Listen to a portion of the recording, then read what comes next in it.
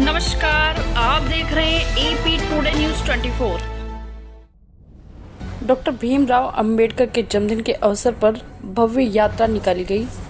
युवा समाज सुधार समिति द्वारा नगर पंचायत निवाड़ी में 134वां जन्मदिन डॉक्टर भीमराव अंबेडकर के जन्मदिन के अवसर पर समस्त गांव वालों ने डॉक्टर भीमराव अंबेडकर को फूल, माला और केक काटकर जन्मदिन मनाया।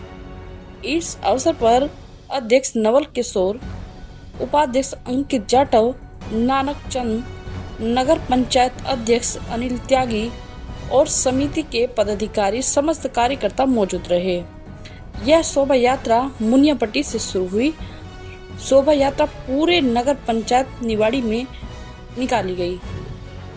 एपी टुडे न्यूज 24 के लिए प्रेमचंद की रिपोर्ट।